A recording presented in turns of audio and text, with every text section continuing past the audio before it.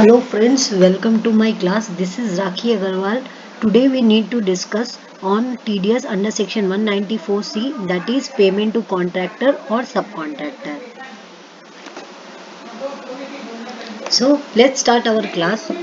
In this class we will learn about who is responsible for deduction under this section, when to deduct tax, monetary limits for TDS deduction, rate of tax, calculation and clarification, and many more.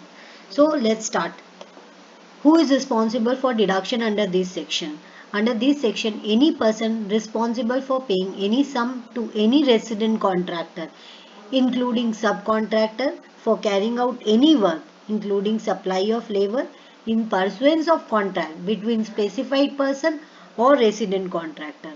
Specified person we will define later, and we also define the work contract later. So what is 194C? 194C applies when contract is either a work contract or contract for supply of labor for work contract. Now we will define the specified person's definition. Who is specified person and who comes under the definition of specified person? Specified persons shall mean the firm, cooperative society, trust, local authority, any society registered under Society Registration Act or under any law corresponding to that act in force in any part of India. The company, corporation founded by the central, state or provincial act, individual or HUF or AOP or BOI who does not fall under any of the above, and the total sales or gross receipts or turnover from such business or profession if exceed rupees 1 crore or in case of profession rupees 50 lakhs. The limit is applicable on income earned during the financial year immediately preceding the financial year in which the payment is credited or paid to the account of the contractor. Means in this point it was saying that the limit is applicable to the income which is earned preceding the financial year. We look the criteria of 1 crore and 50 lakhs of the preceding year. Government or of a foreign state and international enterprises or any association body established outside India. Means specified employee also include government of foreign states and international enterprises, association, body established, any body established outside India.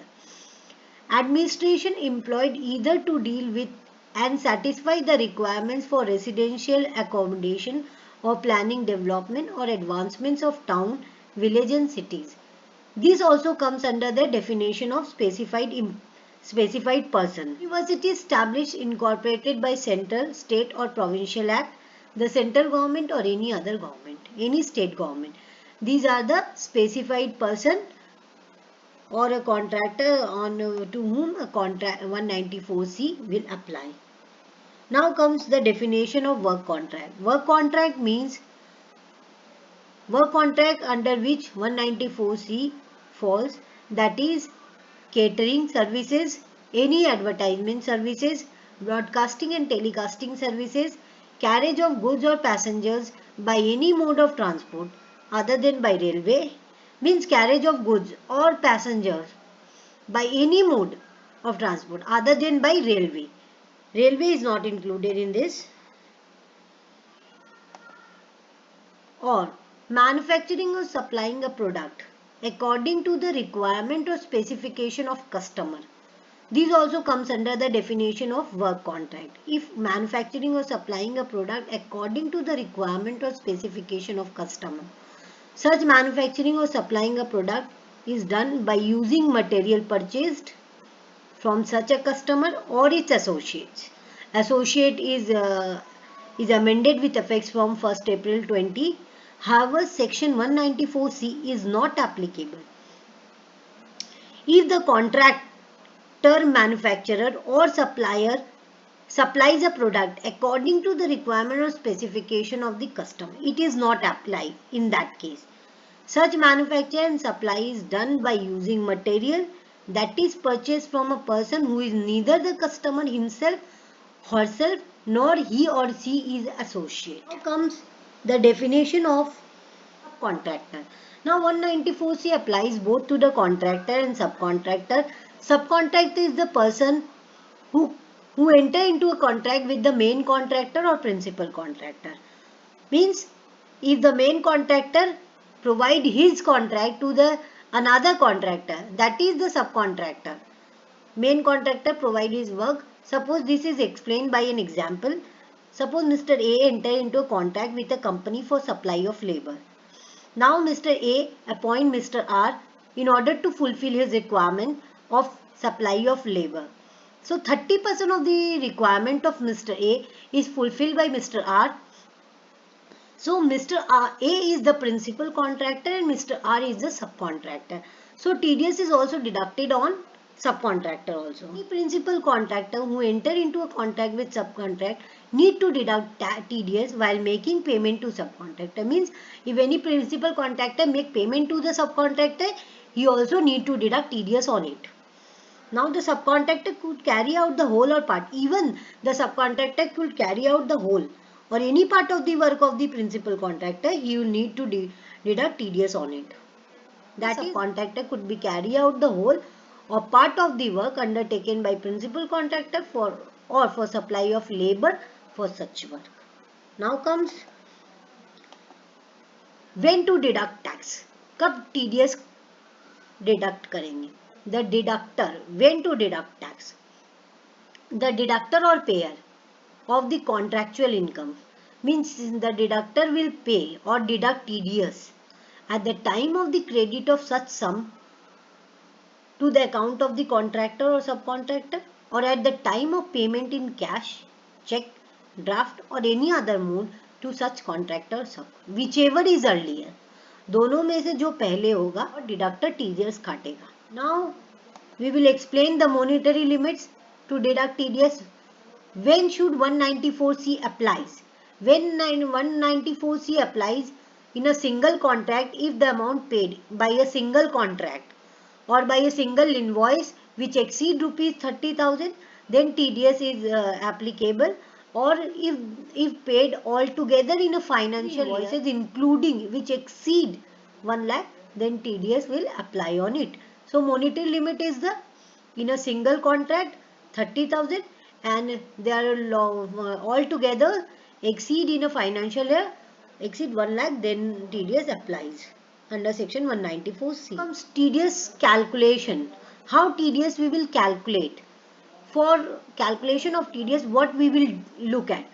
For the purpose of deducting TDS, we must always consider the invoice value.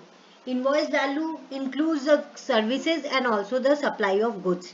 So we exclude the supply of goods. We only charge TDS on the value of services. So for the purpose of deducting TDS, you must always consider the invoice value, excluding any consideration for the purchase or sale of any materials or goods. Hence, consider only service component. We only consider the service component for deduction of TDS. Hence, consider only the service component excluding any value of goods. If the value of goods is included, we have to exclude that and then we will charge TDS on it. You must consider the following points while calculating the amount on which TDS must be deducted under section 194C. So we consider these points while calculating TDS under section 194C. There might be a contract that invoice, there might be circumstances that there is a composite supply of goods and materials, goods and services. So if there is a composite bill and we cannot divide the bill, we cannot determine or find out the supply of goods and services, then it is a composite bill. Then how we will deduct TDS on it? In a composite bill, if we will not able to find out the value of services and value of goods separately, then we will deduct TDS as a whole in the whole value of the invoice. Here the invoice must clearly indicate the value of goods. However, in case the invoice does not indicate the value of goods or price of the goods supplied, then we must deduct TDS on the total invoice value. Now comes on which item we will deduct TDS. Suppose commission or brokerage on fixed deposits are there. Can we deduct TDS on it under section 194C? No. because commission and brokerage on fixed deposit are not included under section 194C.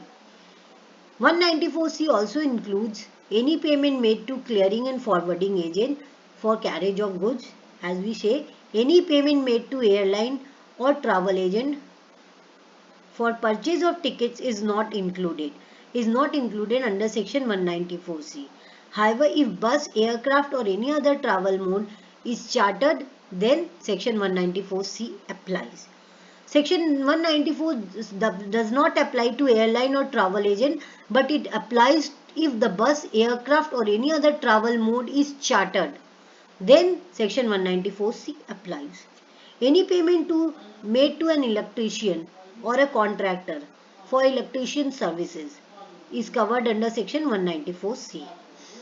If payment is made to electrician services, then 194C applies.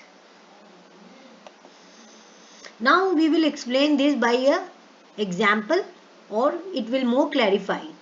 Suppose Mr. A has a contract with Mr. B for supply of gear as per specification given by the Mr. A. Means as per specification provided by Mr. A or customer, there is a contract between Mr. A and B. Here Mr. A is a specified person. Mr. A is a specified person and responsible for Mr. A will deduct TDS of Mr. B. Mr. B is the contractor who entered into contract with Mr. A. So there is a contract between Mr. A and B, who is a specified person and a resident contractor. Now Mr. A provides case 1. We will take the example of individual material A provided by Mr. A to the contractor. Mr. A provide material to contractor and Mr. A supplies Mr. B with the necessary goods to work upon. The contractor means Mr. B issue an invoice to Mr. A amounting to rupees 80,000, providing the breakup of these services of rupees 30,000 as goods value and supplied by A and remaining 50,000 as job work. So in this invoice we clearly determine the value of goods and value of service. Value of goods is rupees 30,000 and value of services is rupees 50,000. So we will deduct TDS on amount of 50,000, not in a amount of 80,000.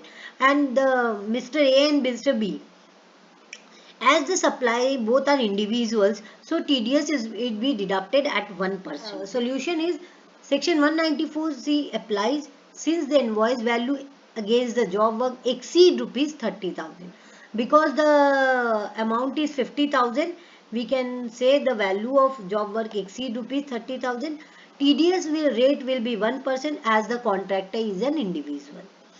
TDS will be deducted on rupees 50,000 since the invoice specifically indicate the value of goods and services separately. Hence the TDS amount will be 500. Now comes case 2. In the above example also, if the material purchased by the contractor, Mr. A, and the contractor will be any company. Suppose Mr. A and XYZ Limited enter into a contract where XYZ means XYZ Limited XYZ must deliver a rolling wheel as per Mr. A's specification. So, XYZ Limited being the contractor buy necessary goods for this contract and deliver the rolling wheel. XYZ issue an invoice to Mr. A for rupees 2,70,000. In the above invoice, it states that the value of goods is value of processing on the material is rupees 50,000. So it specifically mentioned that the value of goods is itna and value of service is itna. So TDS will be deducted on the value of service, on the value of processing, as we know. So in this section 194C applies since the value of this section 194C applies since the invoice value against the job work exceed rupees 30,000. Because it is a company, TDS rate will be 2% instead of 1%. If 1% is applies to individual and 2% is applies to a contractor who is a company. So Mr. A must deduct TDS of rupees 50,000 against the processing charge since the invoice specifically state the value of goods and services. Hence the TDS amount will be rupees 1,000. Now there are some exceptions to TDS deduction. Now, what are the exceptions? The following are the cases wherein the section 194C for TDS is not applicable. These are the cases to which TDS under section 194C does not apply. Like the amount paid or credited in a single contract. If the contract is less than rupees 30,000, then 194C will not apply. The amount paid or credited in a single contract is less than rupees 30,000, then TDS under section 194C not apply. It will apply in case the single contract is more than rupees 30,000. The aggregate amount paid or credited during the financial year is less than rupees 1 lakh. So, if the aggregate amount is less than 1 lakh during the financial year altogether, then it will not apply. If in case it will more than 1 lakh, then it will apply. An amount paid or credited by an individual or HUF to any contractor for any work, and the work is for personal purpose of such individual or any member, if the amount paid or credited to any contractor for his personal purposes, personal purposes, then TDS under section 194C not apply. 194C not apply and to HUF or any person or individual if it is used for the personal purposes. An amount paid or credited to the account of a contractor during the course of business of plying, hiring, leasing during the previous year. Such a contract owned, such a contract own less than 10 goods carriage. If it exceed 10 goods carriage, then 194C apply. If own less than 10 goods carriage at any time during the financial year and furnish a declaration to the effect along with his PAN, then 194C will not apply. So, amount paid, the contractor provide such a declaration to a person who is plying or crediting such amount to him or her. Date to deposit TDS. When should we deduct and when should we deposit TDS? Now TDS is deducted and due dates. TDS is deducted from during this month from April to February. We will deposit on or before 7th day of the following months. And in the month of, if the TDS is deducted in the month of March, we will deposit to the government on or before 30th April. If TDS is deducted for any month and any payment is made by the government, if there is a government or on behalf of the government, then we will deposit on the same day. When the TDS is deducted, we will deposit on the same day. If it is beneficial, please subscribe.